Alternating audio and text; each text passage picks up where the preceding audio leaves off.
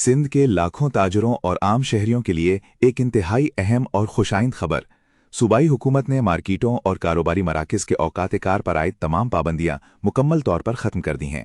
सूबाई सीनियर वज़ीर शर्जील इनाम मेमन ने इस अहम फैसले का ऐलान करते हुए बताया कि दुकानें, मार्केटें, शॉपिंग मॉल्स, होटल्स, रेस्टोरेंट्स और शादी हॉल्स व मार्कीज़ अब किसी भी मुकर्ररा वक्त की पाबंदी के बगैर खुले रहेंगे।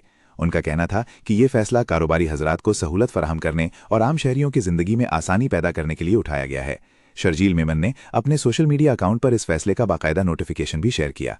इस इकदाम से कबल सिंध में तवानाई के बहरान के पेश नज़र कारोबार के औकात-ए-कार महदूद कर दिए गए थे, जिससे न सिर्फ ताजर बिरादरी को माली नुकसानात का सामना था, बल्कि आम शहरियों को भी खरीदारी और तफरीह के लिए शदीद मुश्किलात पेश आ रही थीं।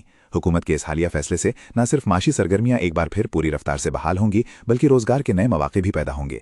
ये फैसला शहरियों को खरीदारी, तफरीह और दीगर समाजी सरगर्मियों के लिए ज़्यादा लचक और वक्त मैसर आने का बायस बनेगा। तिजारती बिरादरी ने हुकूमत के इस फैसले का खैर मकदम किया है और उम्मीद जाहिर की है कि इससे सूबे की इक्तिसादी तरक्की को नई जहत मिलेगी।